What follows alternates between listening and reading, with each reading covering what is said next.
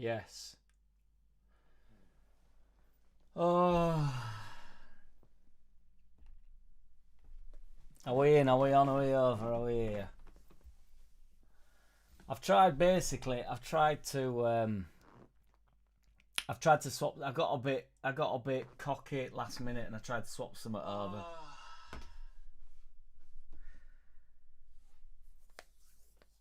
Tried to swap something over. Hey up Ming 59. Thanks for joining me. I tried to swap something over and so I wanted to be able to upload the comments onto the screen, but I don't think it's gonna let me do it now. So it is gonna let me do it. It wasn't in vain. It's all here now, is it? Providing that actually works. Yes, Wilco's Whites. Has that worked over here or not? It should be popping up now. Yes, it's worked. I cannot believe it. It wasn't in vain. That is why I'm late. I thought, hang on a minute, I'll try something. And as per, it never works. Thank you, Ming59. I'm gonna open a can of Yuri Geller. Bosh, I'm gonna have a can with you all, boys. Quick, well, not a quick shipment. I'll be here for as long as you can take me. Be about an hour, I would imagine. What do you reckon? Saturday, good game, exciting. Should be an easy. Easy 3 points really. They've been terrible away from home. Terrible in general, to be fair, but particularly poor away from home. So, yes. Rooney back at Ellen Road. Should be the fat Jaff back at Ellen Road. Much to everybody's dismay, I actually don't mind Rooney. You know, he's gone up in my estimation over the years. And even when Man U sort of collapsed and they were absolutely garbage, he was the only one that were, worth any salt when he always played well for England. Not necessarily well for England. Did that early tournament. I'm not talking about Wayne Rooney, but Yuri Geller. Cheers, boys. Nice Thursday slurp.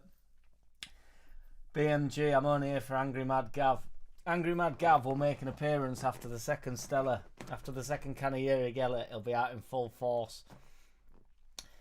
They're obviously 21st in league out the Plymouth, so they're only a point off drop. I've got 12 points from a possible 36, which is about as serious as the podcast will get.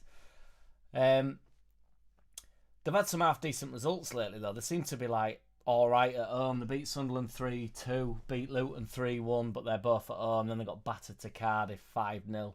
Got beat to Blackburn at home. They beat Blackburn at home 2-1. Conceded loads of goals. Conceded 22 goals. Scored 13 or something, I think. In 9.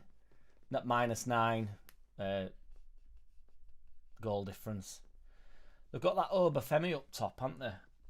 Giabi is not eligible. Yes, indeed. Forshaw's back as well, isn't he? Which is... Forshaw's been getting a bit of stick. He played last week, but he got dragged off. But there's a few weeks ago, there were loads of calls for Forshaw to get culled, to get dropped out. So it'd be interesting to see. I think he'll start him again, but... Peacock's White of LUFC. Big up, bro. Glad to catch you live, bro. Yes, big lad. What's good? Thank you for joining me. Yeah, so Giabi can't play. Giabi's actually been quite good. He goes around Twitter a fair bit, with his mazy runs, which, to be honest, the Twitter files was literally him running from halfway line just to edge at box and then just played like a 5-yard pass and somebody put it in, somebody half decent. I think that Whittaker's maybe half decent, and they've got that Obafemi up top, which I thought was because he's got a brother, and I thought it was that big brute guy, but he's only 5'7" or something. So, because I do think Rodon's had some problems with big centre forwards, to be honest, or should I call him Rondon? I think Rondon's more. BMG Forshaw got sent off a few weeks back. Yes, indeed he did. I was wondering whether that would play a part in his whether or not he could play, whether he was eligible or not, but he played last week, so I'm assuming the ban's been served. Peacock's White just got in from work. Yeah, have you had any trick-or-treaters round? I ain't had a single trick-or-treater. I think it's because my bird isn't in. And she sort of makes a bit more she's a bit more approachable than me. I know they can't see through the walls, but I've turned outside light on and it wasn't enough. So Hank Wyman, what's up, Jack? I like your takes. Would swap you in to manage. I don't know about that. I don't think I'd have the respect to the players, big lad. But it'd be a good laugh. I don't know whether they'd find it funny or whether, you know. But the points tally, I reckon I could match Farky, Facky Fucker. Just take a few of his, just get Firpo bursting down line. Yeah, they've got that big. I thought he was a big brute up top. Like I say, Rondon's been struggling with big centre forwards. I think he can't seem to win another for love nor money. Yes, Tam, thank you for upgrading, brother. To I love quick shit vids. Much appreciated. Yeah, Whittaker's their best player, I would say so. Yeah, he's got 3 goals in 12 or something, but obviously they're not scoring tons of goals. They've only scored 13 in general, so you know he's decent front wing. That Obafemi up top's only got 1. He's only played 9 though this season, to be fair. He's not too much of a goal threat. Funny pronunciation of opposing commentators include Meslier and Struch. To be fair, I don't know how to say Strout, because I go through like Strout, Struick. I think I've said Strout before, to be fair. I think I said that on Just Joe's a few weeks back, and Joe called me out for it, and I don't actually know how I've said it after I've said it. I try and go with Pascal, but I've sometimes take a bit of an issue with calling players by the first name, because I feel like people think like you've either got too much of an affinity towards them, or you actually, you know, pretending that you know them. And I aren't pretending that I know them for no man. Of that, there's no doubt.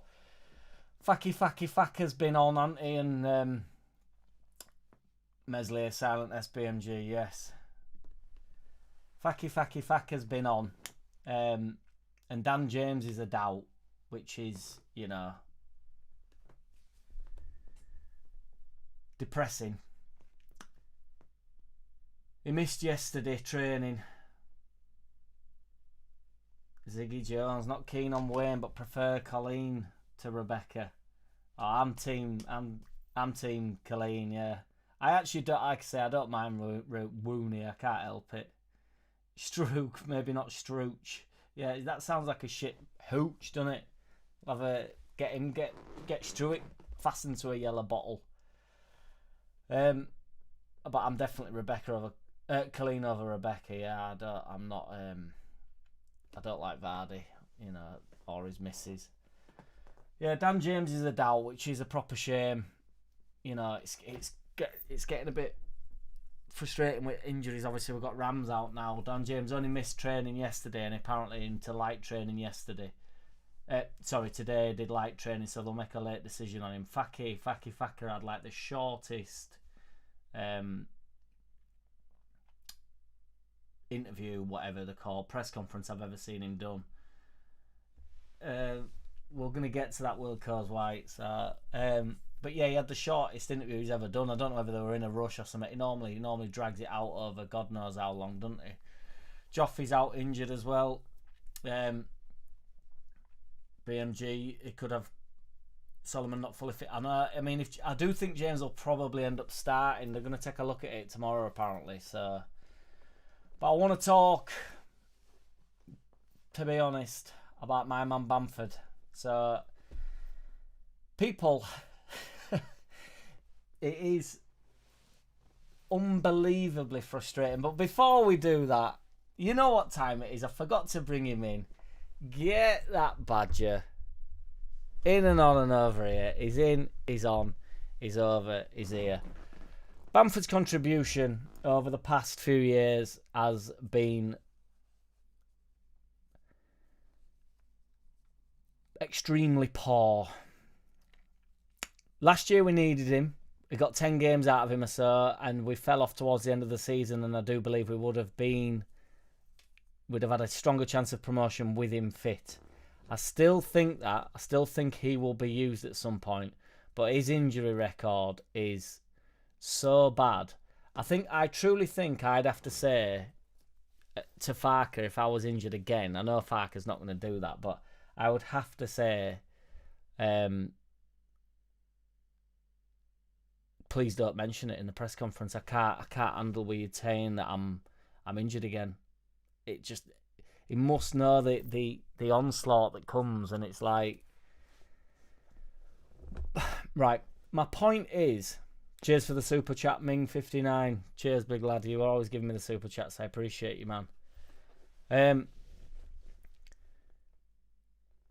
People still getting extremely frustrated about. I know people are always worried about the books of, like, you know, who's getting paid what and what. So we're apparently on £70,000 in the Premier League. That will have been halved when we went down to the Championship. So people still saying that he's stealing a career. He is somewhat. He is somewhat stealing a career because, you know, he's not playing any games for us. However, why are we still? Well, just take the finances out of it. I don't know why people worry about the finances and stuff anyway. In general, you know, it doesn't bother me one iota as long as the club's having, you know, we're having a decent season and the club's been run properly. It's none of my beeswax whether, you know, they're paying Bamford, you know, a goal bonus or a, you know, I came on for 4 minutes bonus. I don't care how the club's run as long as it's run responsibly. It's not my responsibility. It's their responsibility. Bamford is currently our third striker, so it doesn't really matter if he's injured. He also mentioned that, like, Joffrey, Geldart's injured, so he's picked up a knock in training. Now, Geldart, nobody's going on about, evidently, and rightly so, but he's injured, not going to be able to play at the weekend, you would imagine. Well, he's not playing anyway. Faka just mentions everybody that gets injured. It's his shtick, isn't it? He talks about every single player as though they're all extremely important. He said that Bamford were a legend the other day. So it's not unusual for Farker to love anyone. Ba-da-ba-da-ba-da. It sounds bad, bud, but Bamford has not been a threat. He's more injured than that. He is extremely injury prone. I feel sorry for him in that sense. But there's got to be a level where, you know... But as I was saying, he's our third striker currently. So why is it still a frustration to people? Why is it on the press conference all the way through was just Bamford getting demolished in the comments? Like, it matters. It doesn't matter if he's injured, does it? He's been playing for like 3 or 4 minutes. It's frustrating. It's extremely frustrating that we don't bring a number 9 in as though everybody talks about the number 9. I understand we need a number 9. Truly, I do think we do. I don't think Joseph is a goal scorer. Having said that, he has got, you know, everybody's on about Firpo with how many assists Firpo's got. Firpo's got 3 assists, and so has Joseph. So he was providing in that sense. Peru's must have got a couple of assists. I remember one vividly.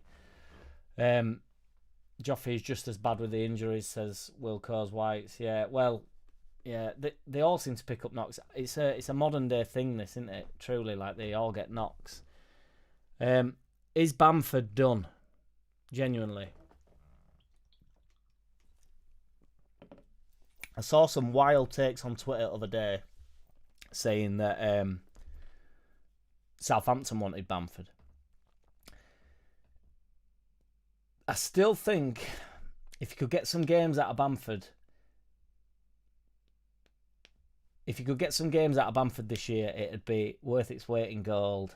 I honestly do. I think when games are scrappy, like the Bristol game last week was so poor to watch, so bad, bang average, horrible. I think, you know, he'd have been picking up on the scraps a little bit more. Peru's a little bit clumbersome and a bit clunky on ball and stuff when we're not really in, like, free fire, when we're not firing on all cylinders. But Peru will get plenty of goals, and he's our top goal scorer this season. BMG, smash the like. Yes, sir. Please get them likes in, because it matters. It does actually matter, to be fair. It does help the old algorithm, but who cares about the algorithm? Andy Rowe, hi Jack, good to see you back. I've had to contend with other inferior content. Well, thank you very much, sir. It's much appreciated. Ziggy Jones, the digraph in Struick is pronounced as ow in out. I don't know what any of that means, Ziggy Jones, but I will take your word for it of that. There's no doubt, because we're family friendly over here, as we all know.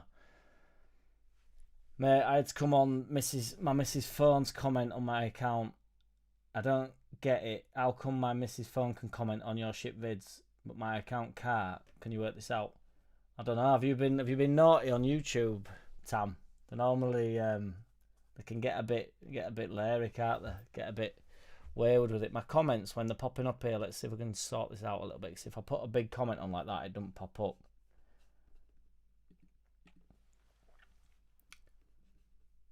Do you know what I mean? We're cutting it off there. We're castrating it, so we need to sort that out, don't we? Imminently. Can we sort it out? I said there'd be no technical issues, but there is. Oh, I can't sort it. No, that'll have to be for the next video. I'm not sitting here for another 15 minutes trying to sort that. It does me head in. If you get 10 games out of Bamford by end of the season and he gets 5 or 6 important goals, is that worth it? That's my only point. Just, I know it's frustrating. It does my head in. I don't know, Tam. I don't know, big lad. Unless you've been, like I say, a naughty boy on YouTube, they ban absolutely everybody, don't they? So I don't know. It happens. Sometimes I try and comment back to people, and I've got absolutely no chance. It does me head in. Have you got up to date with your old comments? I'm nowhere near my old comments, Sandy. I'm doing my best. Truly, I am doing my best. But I've been, to be honest, channel's been. I'm not getting the views that I was getting recently, so I've not been as at it as I would predominantly. And this has stopped working now, so I'll go to that one. Technical problems again. Dan James will be a big miss tomorrow on Saturday. I'm going to start saying tomorrow again because I get Thursday. I get excited at the Thursdays, don't I?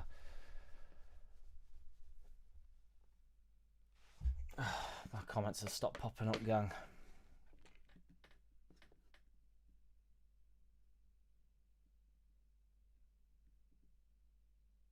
I've got so, but I'm not a soldier. I've got a badge, but I'm not a badger. I had to work that out then. I honestly did. I thought, I'm not going to be able to get this. I'm not going to understand what that is. I've got a P, but I'm not a peanut.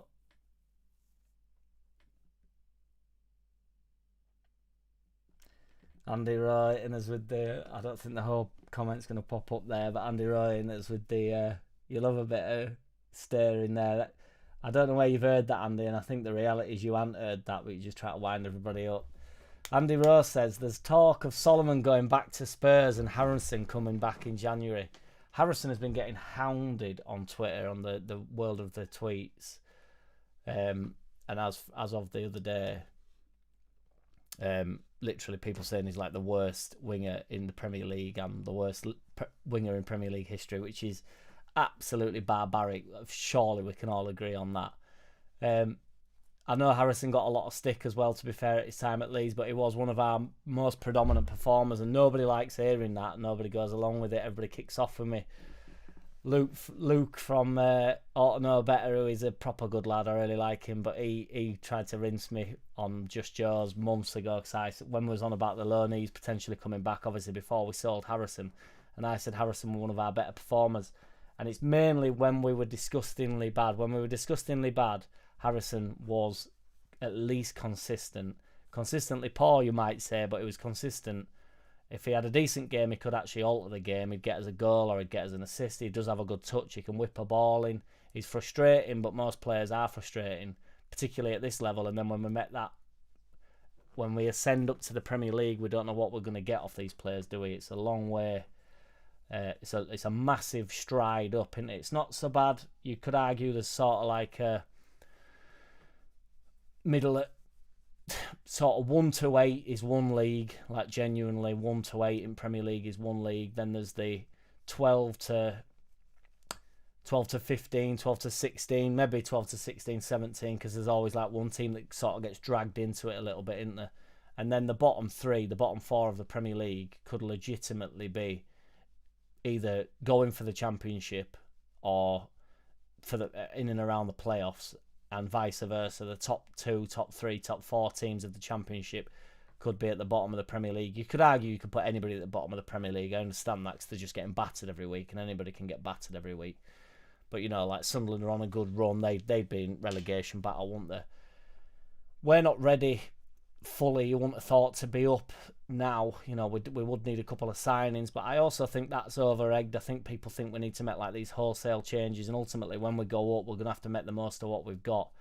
People saying we're going to bring in some big wingers and stuff, some like expensive footballers. I'm not so sure on that. I don't really know if they'd come up with us.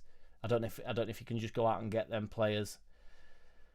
Hank Wyman, it's always a loud minority. He'd be great in a championship. It's all rumours though.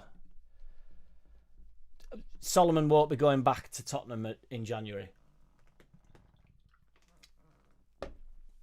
The only way Solomon goes back to Tottenham in January is if Tottenham can get him loaned out again. He's not going to go back to Tottenham because he's not going to play.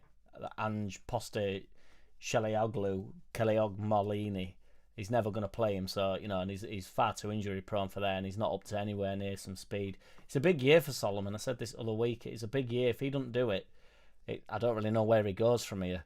So obviously, there's nobody, people are now doubting his talent, but I think any reasonable man would realise that he's good on ball. Most of them are good on ball. I've also had pelters for saying, that there's plenty of wingers in the league that if they played in a decent side, they would also be sort of bang up and at it. Whether they like the championship or like or not is another thing, but they'd be decent. Anthony got a lot of stick last year. I think if we'd have played him throughout the league, I think he'd have probably got as many goals as, I think he'd have got 10, 11 goals. He sort of I remember him scoring quite early on, actually, not sure if it was his debut, but he'd come off at bench and he got a goal at Ellen Road. I can't remember where he was before. Were he at Burnley or something? And I think he got 14, 15 goals in their championship charge. So, he's capable. All the wingers are much of a muchness, I believe. Solomon, if Solomon's our fourth best winger, then I'll take that. If we need him as the fourth, if we've got Nonto, Rams, then. But also bear in mind, Ramsey's getting all the plaudits, and he has been really good, and I love watching him. He's really like electric and fast, and he nips about, and he's sharp all the time. He's good on ball, evidently, like they all are. They've all got a good touch. He can beat a player. Looks like he's quite composed in front of goal, left and right foot, to be fair to him. He's the flavour of the month now, just like Solomon was in the first couple of games of the season. When he's not the flavour of the month, we'll see what happens. And then people will be calling for Solomon. Do you remember when people were calling against Peru? And now people were calling for Peru to be in the side. People were desperate for Joseph to be in the side. Then Joseph got dragged out the side. Peru comes in, has one good game against Sheffield, goes off at Boyle slightly, just like the team sort of did, not scored, missed the chance, and then it's where's Joseph at? Get Joseph back in, that we need a number 9 again. Bamford's injured, and then Bamford starts getting it again. So, it can turn pretty quickly for these players. So I think we could do with keeping hold of Solomon. The only way he does go back to Tottenham is if he gets another loan deal out, which he's not going to want to do. I think he knows he plays for this side, Leeds United, if he's fully fit. And if he's fully fit, Farker backs him and he'll play him. I don't think it's a case of like Anthony, where he was a bit part player and he wouldn't have wanted to come back on loan the year after due to the fact he won't get in any games. That ain't the case with Solomon. I also think there'll be a little bit of an agreement with Tottenham. I think we've got some sort of a relationship with Tottenham, to be perfectly honest, because we seem to get a lot of players from them, and vice versa. Like we sold Archie Gray to them. Wilco White's Harrison in the Championship.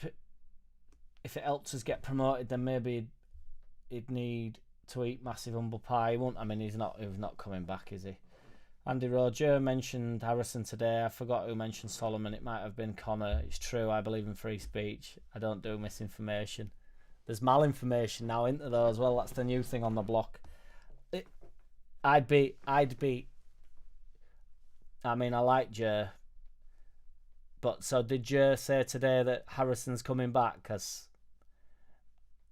I've got to be honest, that ain't happening. I think that's cuckoo land. Mark Edison, yes, yo, my man, what's good? How are we? You looking forward to the weekend, lad? Ming59, my mate's a reasonable Everton fan and he hates him. Alright, fair dues.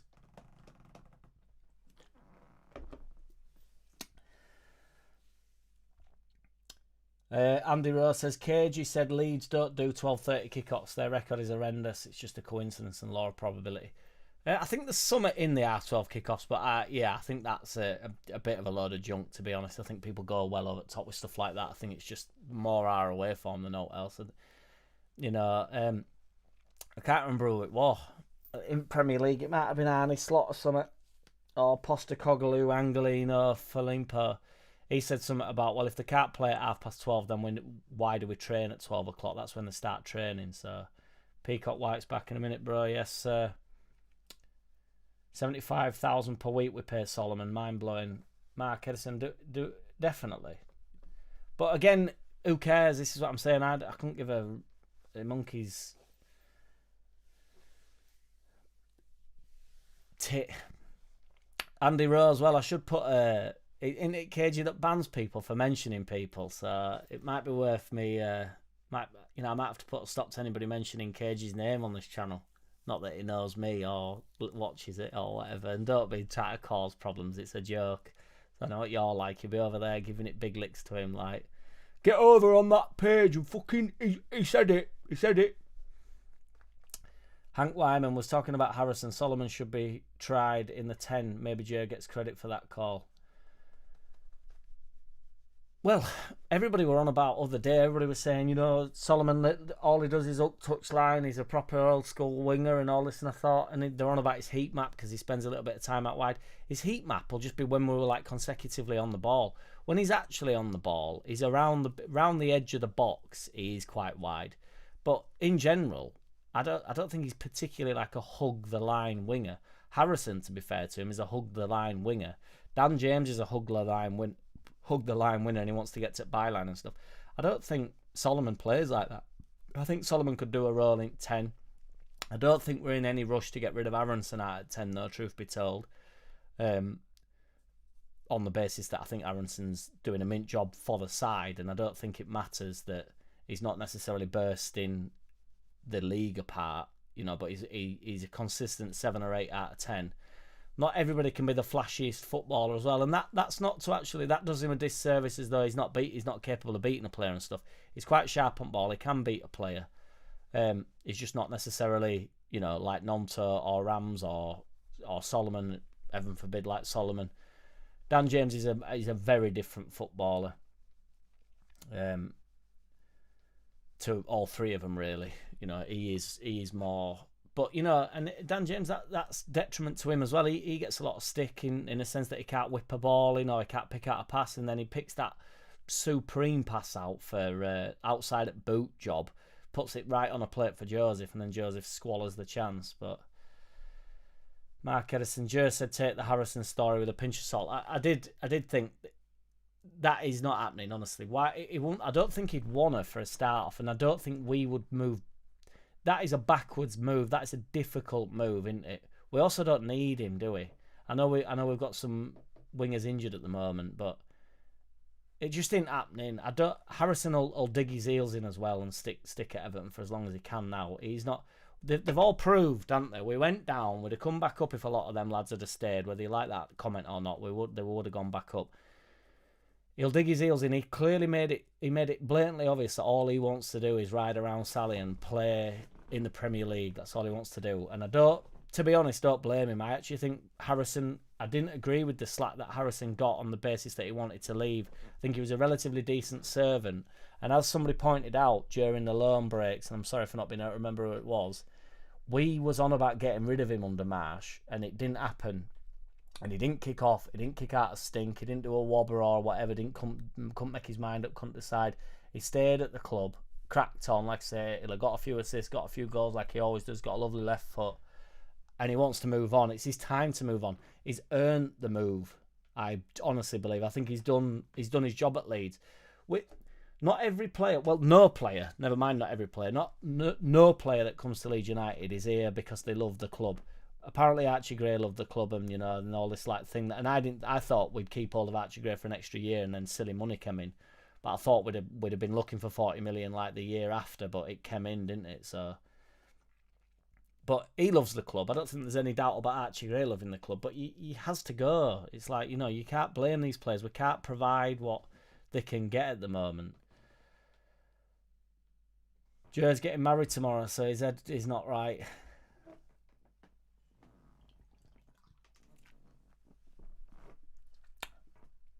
Joe just reported that some other outlet had said about Harrison. Joe just reports what's out there. He never said it was true.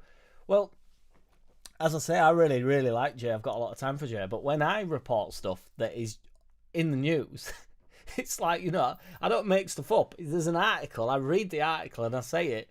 Jay's very professional and he's very good. He's got his thing. He's very good at it. But I'm only doing that and I get absolutely bombarded. Everyone goes, whoa, whoa, whoa, whoa, whoa. Jay's just reading the articles. I read the fucking articles. They're awful to read. I know it's nonsense. And I know when I get on here and I talk about it, I'm going to get stick for it. There's been so many bonkers articles that I've read. I'm a bit more clickbaity with the titles of that, there's no doubt. And that, I get it. I'm fine with it. It's not a diss to Jay that even any which way, not even remotely. I'm only on 2 members' sites, you and KJ. Are you a KJ? I don't watch KJ. I don't really, if I'm honest. I watch Joe, just Joe, a little bit of Lockie, but I don't watch KJ. I don't know why I said a little bit of Lockie because I watch Lockie, but I don't watch KJ. I don't watch Connor. It's like Voldemort. I bet Leeds don't pay the entire amount on Solomon's wages. I'd be surprised. It's normally with loanees, isn't it? They normally come to an agreement so that it's off the books a little bit. It's not quite as it's rare that it's the full wages, allegedly. Jay don't do vlogs. He just does news content. I was put on the Jay Naughty step for saying vlog. I mind vlogs. I don't know what in a vlog, just a video log. I thought that's what a vlog was. BMG, smash the likes, folks. Yes, Just Joe always tells me to tell everybody to do that, and I don't. And he says it does make a difference, but we're here, we're on, we're over it. International break will be in a couple of weeks. Well, it's shit. They cram a few games in, and then we're in international break. It's wick whack. Jules D, yes, oi oi oi oi.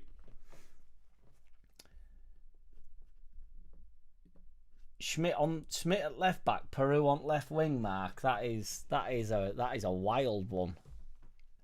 Peru couldn't do it on left. Peru's could not do it on left wing. No way.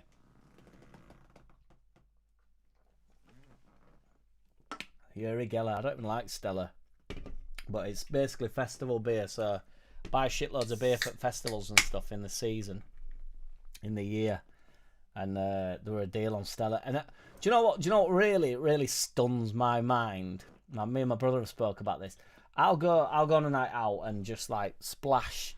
No, I'm not saying I don't splash the cash, but you know what it's like when you've had a few beers and you become a bit of a tit, don't you? And you're like £6 a pint or whatever, like, yeah, I'll get you one, yeah, that sound, yeah, let's have it.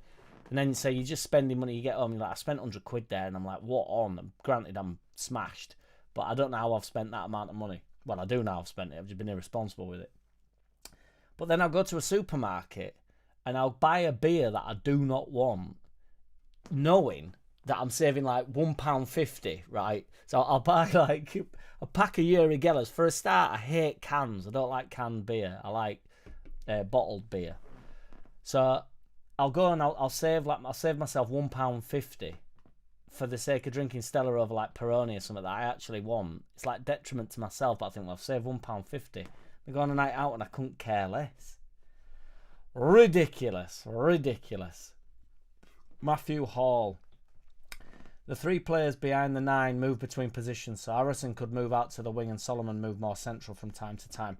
I think that does happen a little bit. It's a good point. But I do think that does happen. Aronson fills in. That's what I mean about Aronson. He's quite like... He's a team player. He does...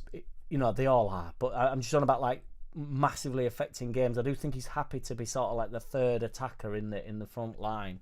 I don't think he's not looking for a headline necessarily. Obviously wants it as much as anybody else, you know, wants to score the goals and wants to get the assists and stuff. But I think he's aware of his position. He's there to work really hard, free some space up for the number 9, get the ball back. He's the one that's always pressing. He's nippy about it. He comes quite deep. He comes into centre midfield quite a lot when we're not on ball and trying to pick up the ball. And let Nonto and Solomon or Rams or James do the thing, really. And then just chip in. He also ghosts in. He's quite quiet. He ghosts in. Nobody really knows he's there. And then bam, he's blazing a ball over at bar. So, you know, he does that. He does have plenty of worth. Andy Rowe, Jack, I don't tell tales. I'm no stool pigeon. I'm a conciliator. I just tell you what's clear for everyone to see. If it's in the domain, no secrets he. That is far too much for me. I think the Uri Geller's got hold of me. Hank Wyman, hypothetical lineups are the best. The lineups are absolutely sensational. I love it when it's just like randomly after a game, somebody will put like, what do you reckon to this? And it's on Twitter and it'll be like, there's all Meslier Santos is never in net. It's always Darlow or whatever. Like Darlow's in net, like, you know, that'd be good. And then it's like Joseph in behind. It's all like, I think it's very deliberate because, you know, ultimately a hypothetical lineup is just a lineup that you know Fakka's not going to do. The Voldemort, the channel that we shall not speak of, used to always do this thing, and I don't know if he does it anymore because I don't even, unless I'm on Twitter, I seem to get like all the clips of him. But he used to say like, Lewis Bate has to start this game. Well, I could do a video, right? I could do a video tomorrow saying, I don't know, pick a youngster, you know, Geldart. It's not Geldart. You know too much about Geldart, but just any of them. Or I could say, bring Giabi back, right? Bring Giabi back off loan. He has to play centre midfield at the weekend. And I could do a full video on that. I could talk shit for 10 minutes and give it big licks on why Giabi can get at the defence and why he can defend for us when we need him and why he can, you know, his intricate play and he's got a good first touch and he seems to have an old head on young shoulders and all. I can do all this spiel. Anybody can do all this spiel, and knowing that there's absolutely zero chance that Giabi is playing on Saturday because he's on loan somewhere else. Or even if he was at the club, he's not playing on Saturday. But I could do a video, and you know what's perfect about them videos? I can't be wrong. The only person that can be wrong is the manager, because he's not going to play him. So then when he don't play him, and it gets to Monday morning, I go, perfect. I've got my Giabi rant to go on about. And that's literally what he did it with Lewis Bate forever. These players, has it ever dawned on anybody that these players just might not be good enough, genuinely? I think they've all of a standard. You know, people slag footballers off like there's no tomorrow, but they're all of a standard. They're all mint footballers, aren't they? They'd all absolutely rip your Sunday league at one. If they came down 5-a-side, you'd all be absolutely like, these blokes are insane. He used to joke about Yakubu coming down and playing on Sunday mornings and just being like, can you imagine how good Yakubu would have been? And I don't know why it was always Yakubu in my head, but I always thought he's the type of gadget that would turn up. I don't know about Yakubu, but he's the type of gadget that turns up Sunday morning and just like, oh my god. But like centre backs, they'd play up top, wouldn't they? Rodon, can you imagine how unbelievable Rodon would be at like 5-a-side at this level, at our level? It's so funny. But yeah, it's a get out of jail free card. It's like, I can say whatever I want about Lewis Bate because he's not going to play. It makes me look really intelligent. It makes me look like I'm deep into the youth system and all this stuff, and I'm like, you know, really articulate, and I'm really looking through the nuts and crannies of the club, as though Farke isn't doing that, or whoever it was when we, you know, I think you're on about Lewis Bate when Bielsa were here, which I think we all know now after the years we've had prior and you could argue after, up until Farke sorted it out a fair significant amount. I think you could argue that Bielsa knew what he were doing. If we could go back to that style of football and, you know, and sacrifice Lewis Bate. Lewis Bate's getting it here. I just remember the video about Lewis Bate and he just won't stop about it. I just thought, what a lot of shit. Mark Edison said he meant Firpo, not Peru, because Peru So that's good. Yes, sir. Sweet science. What's happening? What's good, brother?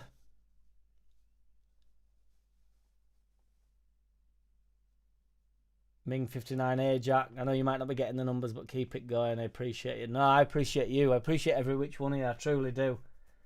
It's a competitive world out here, and sometimes I just don't want to do a video, to be fair. I read up on stuff, and I'm just like, oh, I don't know. Like, I can't. I'm not always in the mood. I'm a bit of a moody bastard, to be perfectly honest. What else have we got here? BMG, sorry, not DMG. Aronson is a bit like Dirk Kuyt was for Liverpool. Never looked like a talented player, but high work rate and effective. I like that. I mean, Dirk Kuyt was Aronson on heat, but that is a good comparison. You know, I often compare Farky football to Man City, and that's also, you know, away with the fairies, because it's not at that level. Like, Dirk Kuyt is a sensational football, and Aronson is not at that level. But in the Liverpool side that was, you know, winning Champions Leagues and stuff and competing for, not necessarily for titles, but Dirk Kuyt was. Did Dirk Kuyt win the Champions League, or did he come a little bit after? But regardless, in a top 5 team, nobody's particularly falling over at what Dirk Kuyt's doing in the league, is he? But, you know, for the team, he's absolutely sensational. James Milner, another one very similar. You know, I'd had an unbelievable career, like, you know, but, you know, when he was playing right wing for Man City, everybody were a bit like, how long's he going to be playing right wing for Man City? But then kept doing so, then went to Liverpool, won league again with them. I mean, I don't think he won the league for them, but the massive part of it. These players are no joke. They're important. Not everybody can be the Rolls Royce. Also, don't work. We were overly reliant on Somerville last year, but that's because it was a certain way of playing. I think we're more even now. And like Rutter, who was obviously amazing, and I take Rutter back in a heartbeat. I think if Rutter was in that 10 with Nonto and James, or Nonto and Rams, or Nonto and heaven forbid Solomon, I think that is just a joke of a front line. I don't even think you have to worry about who's up top at that point. You'd probably stick with Joseph, in fairness. I think we'd be getting that many goals like all over the shop. But we became too reliant on going left, and it became a little bit predictable. And then Somerville actually suffered for that. It became like, give it to Somerville and hope that he can score a goal, hope that he can do something with it. And Somerville got stick for that, saying that he fell away in the last sort of 10 games of the season. But I just think we just became too predictable. People just sort of like doubling up on Somerville, and he were asked with it all to do. Oh. Hank Wyman, where do you stand on unbeaten runs? Massively overrated for me. Better to have wins. Sunderland have more losses and more points. Hank Wyman, another belter, mate. Well, something that I reference all the time is Mourinho, and I actually, you know, I think there were a few people commented on this saying that I've shit take or whatever somebody put. Mourinho said it's better to lose a game than it is to draw. And now his reasoning for that is, if you're in a team like we have at the moment, where we win the majority of our games, don't we? You can actually be in a bit of a lull. When we beat, my mind evades me here, so please let me just type that in. We'd actually been on not a scummy run, but it had not been. We'd drawn a couple of games, and it doesn't sort of come to your attention. So we beat Sheffield United 2-0, and we'd drawn to Sunderland, which is a good result, and obviously the Meze Santos big mistake. Then we'd drawn with Norwich the week before. Granted, then we beat Coventry, and I know it's only 2 draws, but then you know, if you got that 6 points, it's 2 points from 6. If you then go into the Sheffield game and draw that game, you know, I know that, and this is how football works. You can't just keep doing that. My point is, or Mourinho's point is, if you lose a game, it becomes everybody's supercharged. Everybody's angry, big mad angry Gav, aren't they, kicking off, and it's, you know, the players do recognise that. I do believe it makes a big difference. So they know they have to bounce back. I think you can end up in a little bit of a lull with draws, drawing loads of games. If you lose a game, you have to bounce back. You have to go get 3 points. You have to prove to everybody that you're still at it. You have to go smash the league up again, you know, go like, we're not losing another game. We've dropped massive points. I think there's a lull to draws. So I would say, as good as an unbeaten run is, say if you go 10 games and it's 8 wins, 2 draws. If it were 8 wins, 8 draws, then that wouldn't be 10 games. That would be good results. But yeah, eight wins, 2 draws, like mixed in with the wins, I don't think there's any problem with that. If you go on a run of like 10 games and it's 4 draws, 6 wins, or 5 wins, 5 draws, I think you're better off, as Mourinho would say, losing 1 and winning 8. You know, I mean, mathematically that is also better, but if you just ignore the maths of it, I think psychologically it's massive. So it's a good point, that, Hank.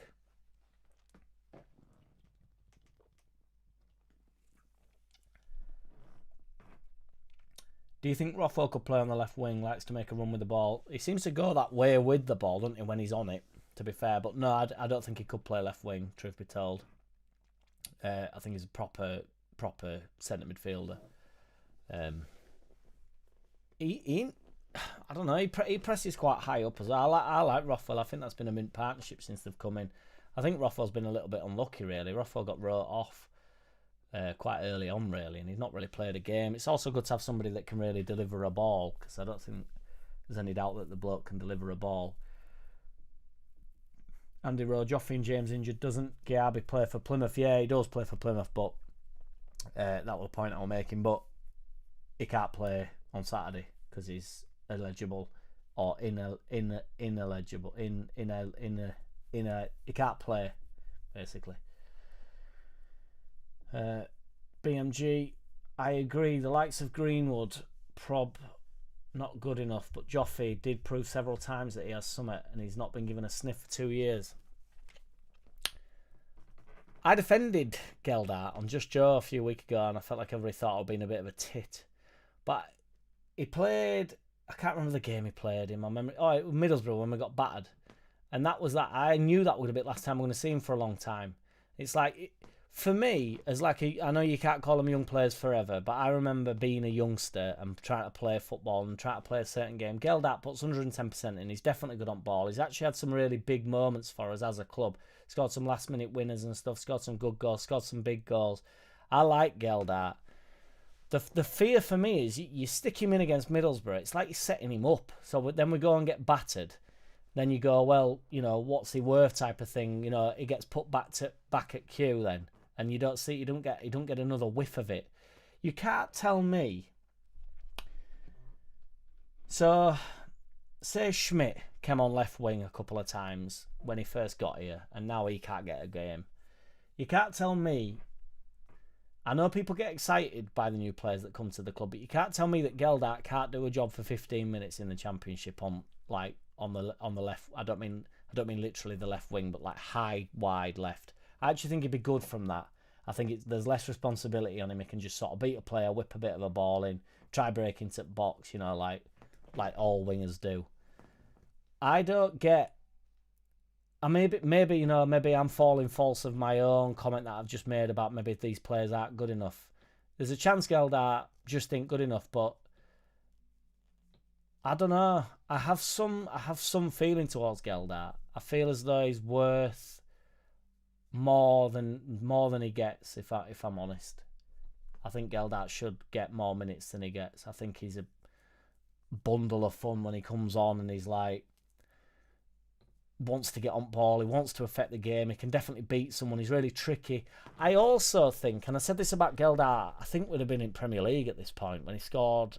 I don't know if he scored a worldie, or I seem to remember him, like, my memory's so shot, but it's he like dinked it over the keeper, and then he set someone up or something like that in a really important game. He's had some big moments as Geldart, and Geldart did one of them things. I say this all the time about players, but it's important to me.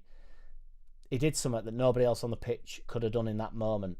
Now that's rare. It's extremely rare that players can do things like that in big moments, and Geldart has pulled out a few of them moments where he thought, that is a superb bit of skill, superb bit of gameplay. That's not, there's no nerves involved in that. He's not worried about the occasion. It's not like he doesn't think he has to prove himself. He's confident in his own ability. I think he's shown enough of them moments, like Somerville did, like Nonto did, and now they got the chances. I think he's shown enough to get more than, well, I'm going to say get more than the minutes he's getting, but he doesn't get any, does he? Literally don't come on.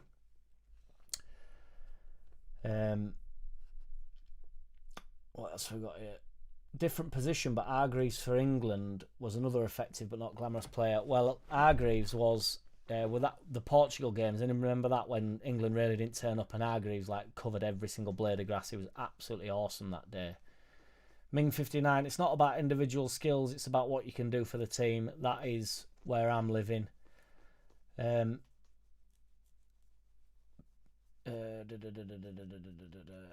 Colin Warrington, Peru will score on Saturday. I think if you give Peru a chance in front of goal, he scores. I fully agree. So, he's had a couple of dry games. I don't think Peru should be viewed necessarily on his overall contribution. I think we should stick him up top. Make sure he don't come deep in any which way, like even at home. Let the wingers, let Aronson get about it, and then put in front of goal. You have to score the goals. I'm really reluctant to say he doesn't provide anything else. I think that's a really harsh and nasty thing to say about any of the footballers. I don't think it's true either. But he will get, as my man Joe Depp said, if he gets 20 goals this season for Leeds United, should he start every game of the season? And Joe Depp didn't say this bit, but I'm going to say it. Regardless of what he looks like, what the form is, if he gets his 20 goals, and I think he gets it, so I think he gets 20 goals this season, or I think he gets 18. He's on 4 now, so I'm already panicking about the 18. But he gets another 10. He gets another 12. He gets 16 goals this season if he starts every game, and that'll do me. And then you bring Joseph on after 65, 70 minutes. Ease the shackles off Joseph a little bit. He's got loads of energy. He'll nick a few late goals and what have you. That's my thought.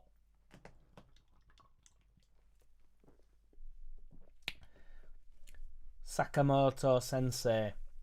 Feel bad for Geldart. At this point, his career is getting held up.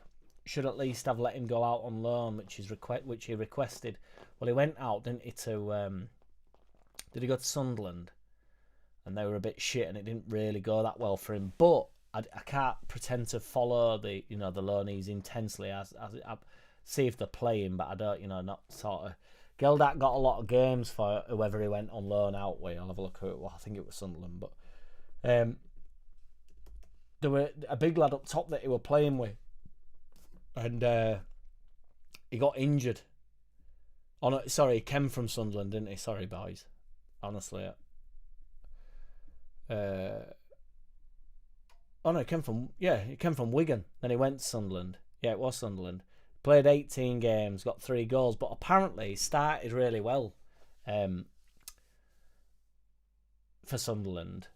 And then this big lad that were up top with him got injured, and they were sort of playing 2 up top, and then he got forced to be a man about himself up top, number 9 really, and it didn't really go for him.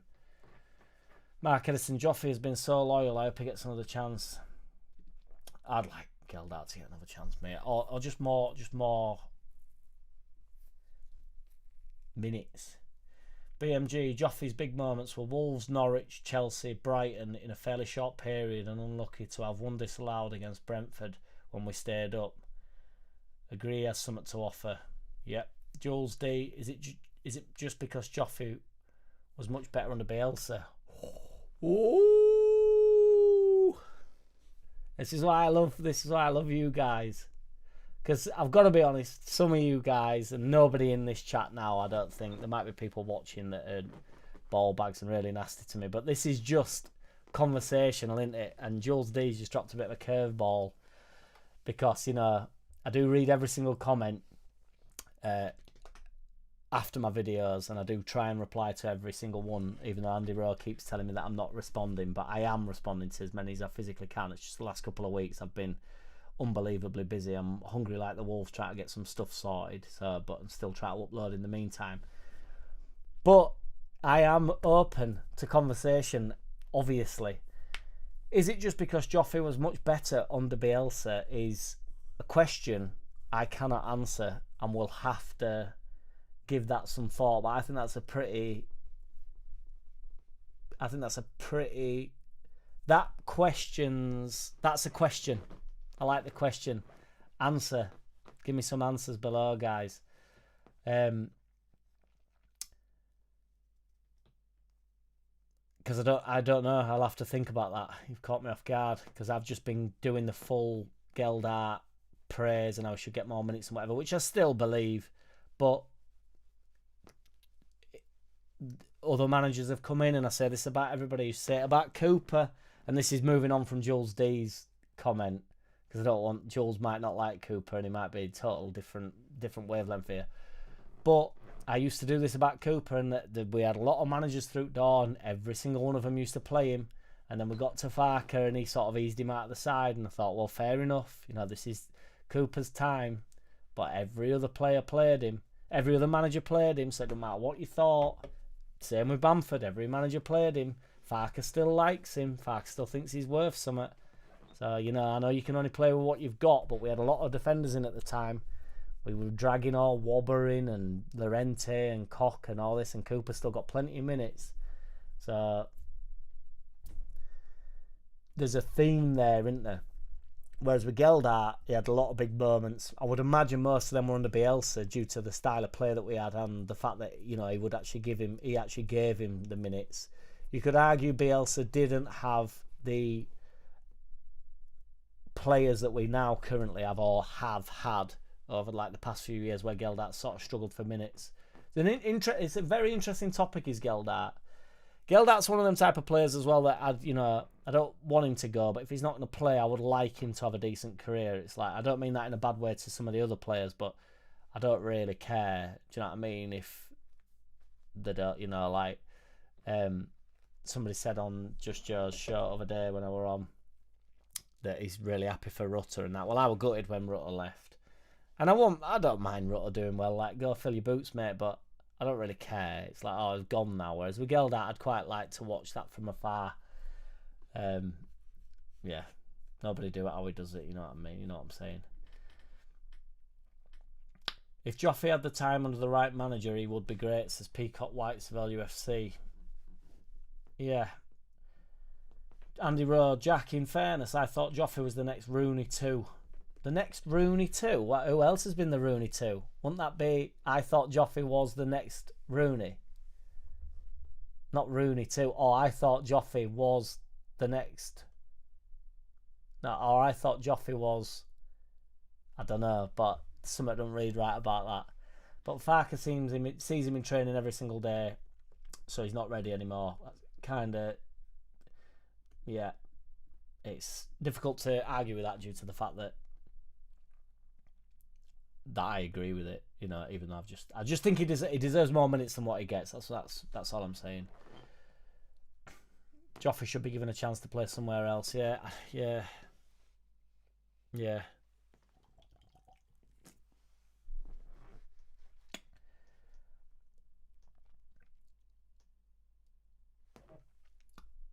Henro, shipman only got here now. Sorry, I caught this late. Good ship, bro. And do not fear, brother. I was late to my own live, so do not worry. Matthew Hall could do with some early goals against Plymouth, so we can bring some bench players on to give them a run out. Could do with some early goals against Plymouth, full stop. But yeah, the more we can sort of get some players minutes. I think we've suffered from that a little bit as well, just in general. I thought Byron were good at the weekend, but he looked absolutely knacked by 80 minutes, and I still thought he put in a mint shift and stuff, and he'll play right back this Saturday of that, I'm almost sure. But we could do with having a few more 20 minutes for players that aren't really featuring. It does, they're not match sharp, are they? It's like, Byron did quite well. He's also quite an injury prone kid himself, bloke himself, so we could do with as many minutes as lad can have in general, so when he's called upon again, because when Bogle's back, Bogle divides opinion, doesn't he? But we'll get to that in a minute. When Byron does have to come in, it's not necessarily like coming in cold. He's had plenty of minutes. Andy Rowe, it's coming out now that Bielsa overtrained his players to the breaking point. The bubble burst. It proved his ideology was not sustainable.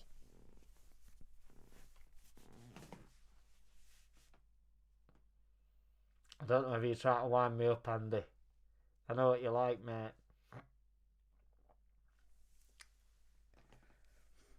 I think you try to wind me up on the basis that you put it's coming out now, and that's been coming out for years, hasn't it? Everybody used to say that about Bielsa, so I think you're on the wind up there, but I'm not sure.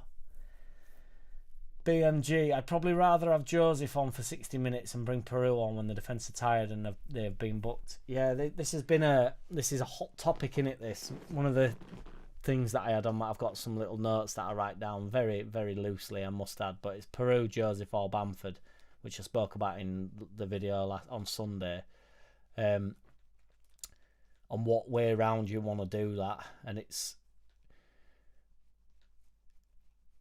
my feeling is Peru gets a chance, Peru gets a goal. Now, I know I missed a chance of the week, but as a whole, I don't want to get to 60 minutes with Joseph potentially. I think he does tire him out. I don't think Peru particularly tires him out. I think he occupies them though. I think they're not. I think they're concerned that he's a goal threat all the time. I think Joseph can potentially come a little bit deeper, get on the ball a little bit deeper. I think defenders aren't really worried about that, although that's effective, and he's had his assists as Joseph. He's had 3 assists this year, which is joint with Firpo, and it is up there. I think it's like 7th in the whole league or something in terms of assists. Nonto's our highest assister, by the way. He's the 3rd highest assister in the league with 4, that is interesting, because a lot of people saying that Nonto's not really firing, but he's 3rd highest assister in the league. But does Joseph occupy the defence enough to actually wear him out, to tire him out? I'm not 100% on that. I think Peru gets a chance in the first 60 minutes when the game's cagey, not the YouTube channel, and scores. If Joseph gets the chance, does it go in? If it don't go in, I don't know. I think the best way around is get Bamford fit and stick him up top. Nah, I'm only messing. I think the best way around is Peru up top for 60, 70 minutes. There's a couple of chance lands in his lap. He gets the goal, whether they're red hot, whether they're knackered, whether they're not. Granted, I know Peru's been getting all the goals off the bench, but how long will that last? Number one, I don't think it can go on to the point where he keeps getting goals off the bench. Number two, he won't put up with that. There has to be a point where he goes, no, I'm not having this no longer. You have to start me, because if not, there's no way back into the side, is there? So I would stick with Peru, 60, 70 minutes, get me a goal. The game opens up, you bring Joseph on, they've come out slightly. Joseph can nick a goal, get his confidence up. I think there's less pressure on him. I think if he starts and he misses a couple of chances, the crowd go pretty quickly. So I think Peru first, but I take the point. I know people are very fond of Joseph, as am I. I like him, but I think he's better off the bench, personally. Jack, check out Barry Douglas on Under the Cosh. I will do that. Henro, I've just tried to catch up here, boys, because if I look at the comments while I'm talking, I get put off. So I need to go to make sure I'm not butchering the name. Jules D mentioned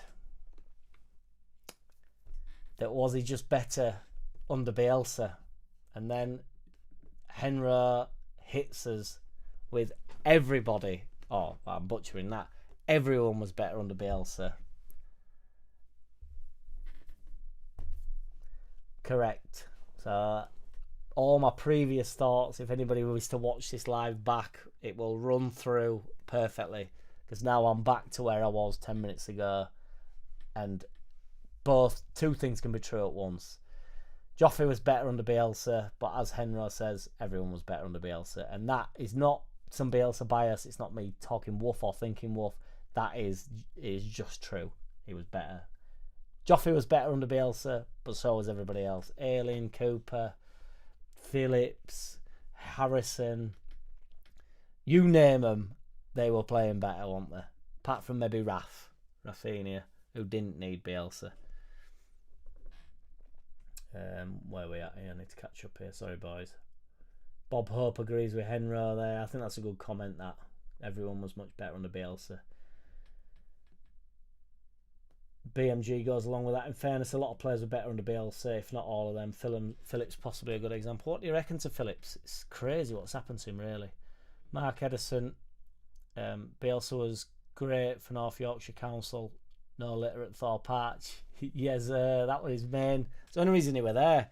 I were gutted when. That's why I were gutted when Bielsa left, you know, because he'd spent so much time at the club and, you know, it totally transformed my love again for football. I was like back in because, you know, I'd fallen out with it all. Me and my dad had fallen out with it years and years and years prior when we were selling out players. And my dad was spending a fortune on sending me and him to games and stuff, and he was like, if we sell any more, I'm done with it, Jack. He was like, are you alright with it? And I obviously want my money, and I understand the value of money because my father taught me well. And I was like, yeah, that's fine by me. And then Bielsa brought it back, baby. I was like, oh my lord, the love is flying. Granted, obviously, I didn't stop supporting Leeds during that time, but, you know, it wasn't a good time, were it? But yeah, the main reason, regardless of that, the main reason why I didn't want Bielsa to leave Leeds United was because there's too much litter hanging about.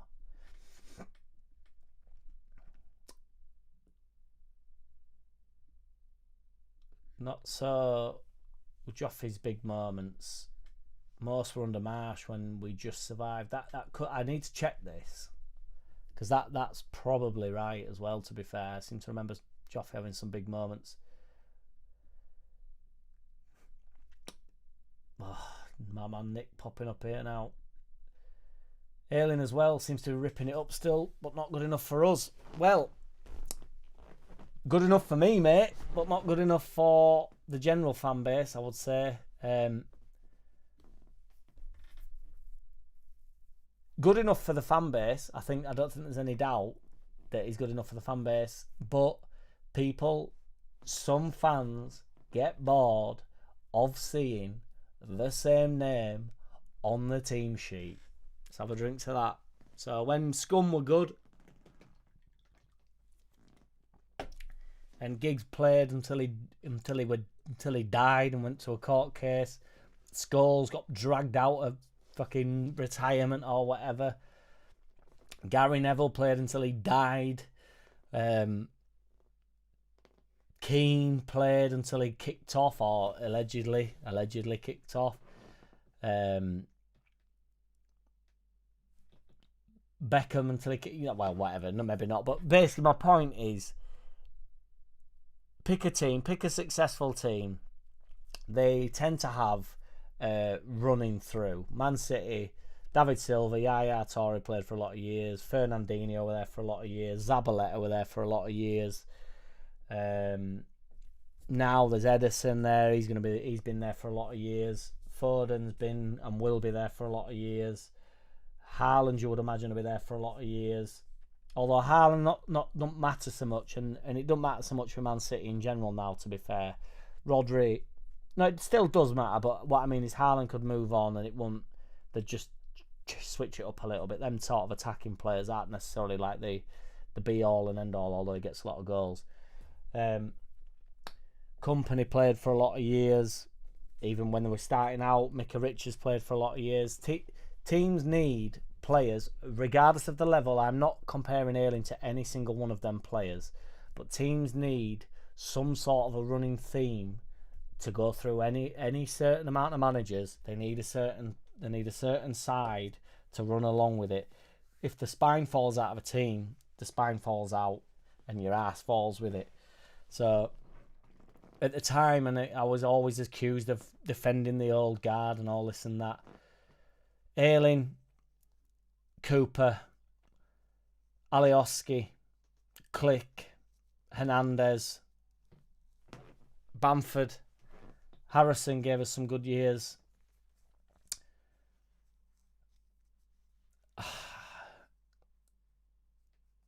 I don't know if I've said Phillips. I feel like I'm going to miss some players here, which is... I don't want to just mention every single player, but Dallas, sorry, this is what I mean. You know, this is kind of what I mean. You know, I've just missed out Dallas, who were one of my favourites and my best mate's favourite player, probably ever. So it really, you know, that's how many players we had that were, you know, part of the side, a solid part of the side. It's very difficult to create that when you just one season like Kamara comes in, Kamara goes. What do we have now that runs through it? That's why when people are so quick to kick Meslier, Silent S out, what do we have that runs through now? At the moment, Meslier, Silent S. You'd hope Rodon, wouldn't you? You would say Rodon becomes part of that. He's signed for the club. He seems to be happy at the club. Would you agree? Struick, centre-back. You'd agree? He's going to stay for long term. I'm not on about that these players are unsellable, by the way. They have to be moved on at some point. But Struick, Rodon, Meslier, Ampadu, I think could be a player for us for a long time. He's sort of found his home at the club, hasn't he? And this is not about players that I want to keep, by the way. It's just players that have been there and are serving and not sort of dipped in and out. Sort of been like, you know, in the starting 11 every single week. My point is, after that, it dries up, doesn't it? So people will say Tanaka. Well, Tanaka's been here for 2 minutes, and you don't know what his ambition is over his career, and everybody's saying how good he is. Will he move on? Because if he's that good, he'll move on, won't he? Like Rafinha did, etc. I don't think Tanaka. I think Tanaka's got a long way to go to become a Premier League footballer, but we will see, as we will with them all. It dries up after that for me, I think.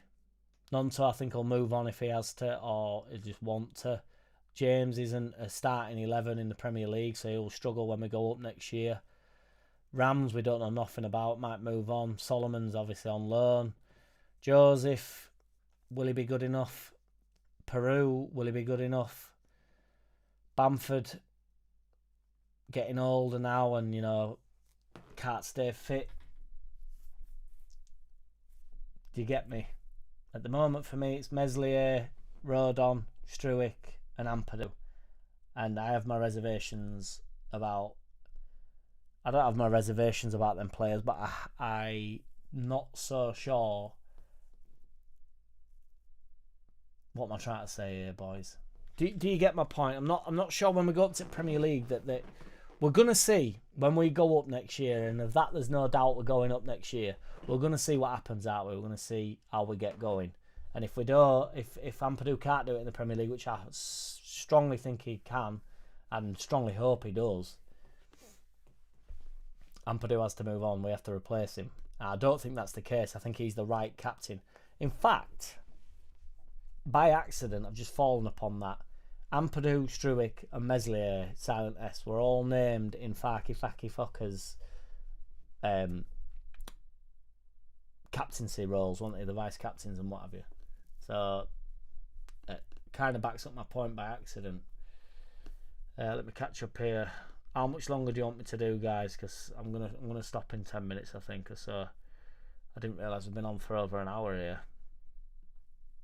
I could do this for ages, to be fair, but I don't want to just waffle on for no reason. I've missed shitloads of comments here. I can't look at the comments while I'm talking, you see, because it fucks in my head.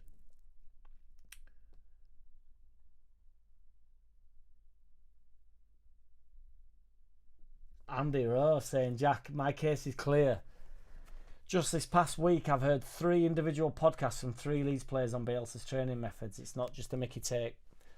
I understand that. It's a fact that he worked hard, but he got the finest tune out of them players that we've ever seen out of them, that they could not believe the heights that they'd hit, and ultimately have all become better players for it. So if somebody had said to me, if somebody had got me working hard as a youngster and thought, you will get 4 sensational years out of you and you're playing Premier League, Dallas, Phillips,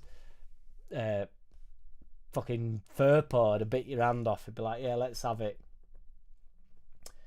Carl Wilkinson, win, lose or draw, love watching Marcelo's football. That's where I'm at, big lad. Also, what I loved about Bielsa ball, as everybody seems to call it, is it was impose our game on the other football club. If we impose our game on the other football club, we win the game. If we don't win the game, it's because we didn't win the game. Well, there's no better feeling than that to me when you go in knowing if you win the game, it's because you won the game, and if you lose the game, it's because you lost the game. Impose our game on the other team, and we win the game. Dallas said that the players look forward to murder ball. They got used to it. Mark Edison. I don't know if that's a rebuttal to Andy Rose saying there was overtrained, but I saw Dallas say that in that really interesting interview that about him coming back from injury and stuff. I saw Dallas at Leeds Fest. Must be when Rutter were there, so last year. And we were in quite a good place as a club at that time, weren't we? We all thought we were going up. And yeah, I think I've reflected on that. Mind you, I'm off on a tangent here, but there's this guy on Twitter who's an absolute, hang on, I might as well do this.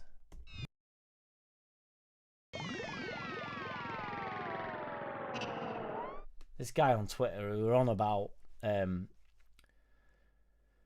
meeting Tyson Fury and all about, he's a right dickhead and all this. Well, I love Tyson Fury, and he was a big Tyson Fury fan, right? And he paid to go see him and all this stuff, and gone to meet and greet or whatever. And he said he barely even shook my hand, barely even spoke to my dad and all this. Like, I can't stand this line of thought, right? So, not everybody, you're not that important. Nobody's that important. Do you know what I mean? Sometimes, like, other than my brother, my mother, and my father, I've got two brothers. Other than my brothers, my mother, and my father, you are quite lucky if you get a text back. You're quite lucky if you get a phone call back. You're quite, and that's not me being a legend. That's just how it is. I'll text some of my mates and I don't get a response for a few days and stuff. That's just how it is. And then people meet these celebrities like Tyson Fury, who doesn't pretend to be anything other than the Gypsy King, and they fall out with him over it. He now won't support him because he was unhappy. I met Floyd Mayweather at a meet and greet. I love Floyd Mayweather, and my brother John bought me a ticket to go see him. Me and John went to go see him. I was ecstatic just to be sat in the same room as him. I had a few beers, went and got a photo with him. Me and John actually rejoined the queue at the back to go get another photo and got through and actually had a bit more of an interaction with him because he said, "Hadn't you already just been through?" And we were like, "No." And then my brother got turfed out. So it was quite a funny experience. But my point is, I didn't get a word out. I don't even think Mayweather said out to me. He just went, "Oh, hello." And then we took a photo. What do I want from, what am I looking to gain from that? I'm just paying to go watch him talk. Do you know what I mean? What are you wanting from that? For that to turn you off a fan? There's a rap group called Slaughterhouse, right? And there's 4 of them, and we were all waiting outside to see him or whatever. And there's one of them called Joe Budden, who I think's an absolute dickhead, and he's a dickhead online as well. And he wouldn't talk to anybody after show, and he went straight in taxi. And I just, as a joke, I just went, "Oh, Joe, will you shake my hand?" And he didn't even look at me, just shook my hand and got in taxi. And everybody was kicking off that he'd not stopped. And what? Are you 100% all the time? I don't get it. I'm off on a total tangent there. I don't even know how that started. Where did that start? Oh, I was telling my Dallas story, yeah. So I think Dallas at that point at Leeds Fest had just got frustrated that everybody were asking him if he were coming back from injury, and he probably knew at that point that he wasn't.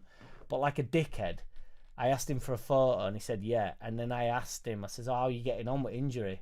And he went, "Oh," and he wasn't rude even remotely, because every time I've told this story, everybody said, "Oh, I've met him and he was so nice," and that.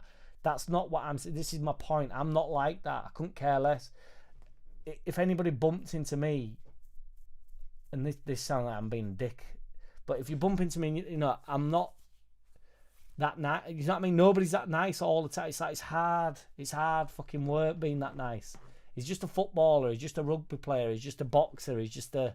Do you know what I mean? It doesn't matter. Whoa, I went off on a mad tangent there. Apologies, boys. But you get my point. Not everybody wants to talk all the time. It's like, just leave these... So this lad on Twitter doesn't follow Tyson Fury anymore because of his alleged altercation at the meet and greet because he didn't shake his dad's hand. He didn't refuse to shake his dad's hand. He just didn't offer or something. And he used to be his biggest fan. And now he wants him to lose. This is how bitter people are. That is bitter to me.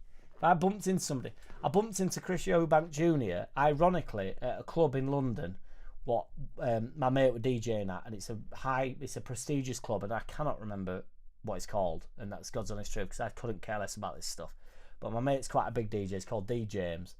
We went down to London and we got all this VIP treatment. We got a big bottle of vodka, got a table, everything. It was amazing. Chris Brown were downstairs, like had his own table. It was tremendous. I went outside into the smoking area. I don't smoke, but my mate does. Chris Eubank Jr. wasn't allowed in. And I asked Chris Eubank for a photo, and he totally shot me down, totally stunned me. And I was like, oh, fair enough. I didn't like Chris Eubank Jr. I like him in boxing.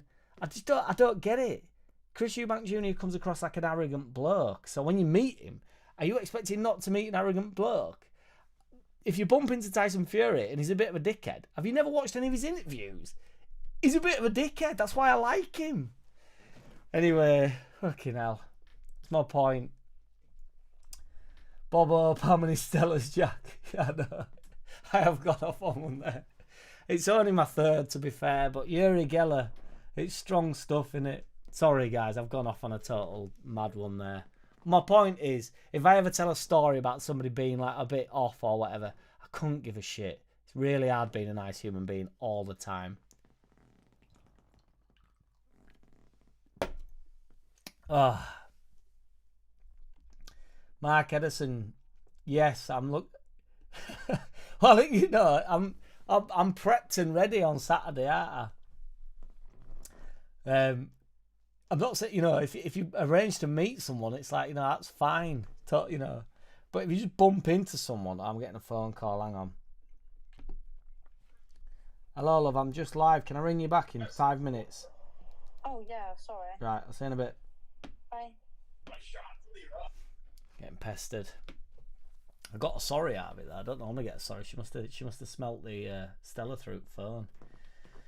Right, I'm going to try close up, guys, because I've been on for an hour and a half and I don't want to bore everybody to tears. But I appreciate you tuning in.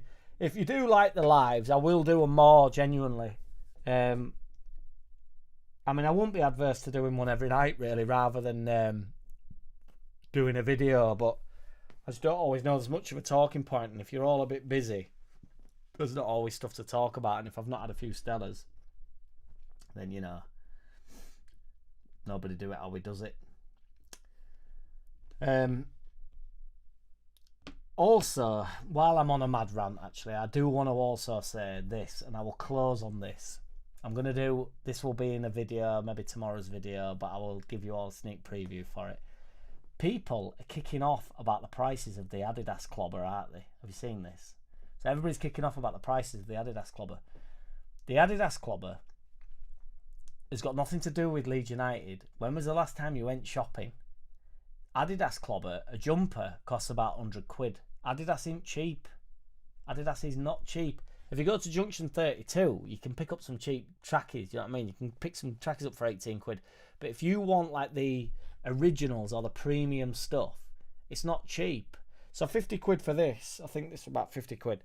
That's all right. That's about right for an Adidas thing. But if you're getting into the originals, people are then looking at all this. They're bringing out some mint Leeds kit, Clobber. But it's not training Clobber. It's not Leeds Clobber. It's Adidas Clobber with a Leeds badge on it. It's pricey. It's 120 quid and stuff. If you go to Leeds and go into Adidas shop and get like what's on the shelf, it's 120 quid, kids. It's not Leeds. Stop saying it's Leeds ripping the fans off. It's not. That's what happens when a big brand takes over. Nobody do it how we does it. I hope you've all enjoyed the live, boys and girls. I'm not adverse to doing. I'm going to definitely do one every Thursday at 8 o'clock, so I appreciate you tuning in. Yes, BMG. The fucking Clobber, right? I can't do it off the dome. It is genuinely a natural thing when it goes in. Sakamoto Sensei, one of the best names on YouTube. Of that, there's no doubt. I appreciate you. Carl Wilkinson, Stella Trip. Dick Dastardly, Stella, as you say. Yuri Geller, mate. My mate always goes, I talked to my mate. He's right. He is angry, Mad Gavin. He's like, "We're on Yuri Geller's last night." I'm like, it's always like difficult to understand what he's talking about. And he means Stella, so he'll say like, I went for I went for a Ruby Marie or something. I'm like, I don't know what that is, but you get sort of used to it. Like he means curry. It just never ends. He's very difficult to talk to. Ironically, in actual conversation, he don't really say all, but if you get him on some rhyming slang, he's got it all. It does have to be spontaneous BMG. 'Cause honestly, I can't just. I'm obviously I could just sort of bring it out now and be like this and that and kicking off, but it does just pop into my head and I just pretend to be a guy from the pub. But now I feel like the guy from the pub, so I'm going, guys. I appreciate every which one here. Saturday, I'm at the game, so I will not be going live, but I'm going to go live for the away games, and I will be live every Thursday at 8. I'm going to make that a proper normal thing. But if we can get it going on a bit more, I'll do more lives. I've got a little studio here where I make music. If you want to check out my tunes, the links are below on Spotify, all that stuff. I'd be appreciate it. Yeah, I'll go live when I can go live at late at night or whatever's good for you guys. Let's have a chat. Henry gives the angry mad Gav. I can't, mate. It's fucking done one. I had my opportunity when I was going in about Tyson Fury and stuff. I love Tyson.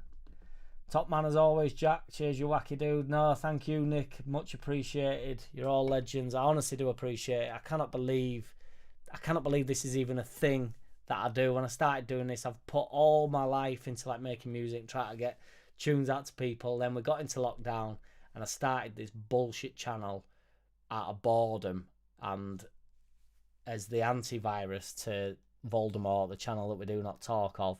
And now I'm going live on a Thursday night having a couple of cans of Yuri Geller, will you all? So I do appreciate yous. Take it easy, everybody. I will see you soon. You know, nobody do it how we does it. Fucking get off this fucking live, you nonce. What end?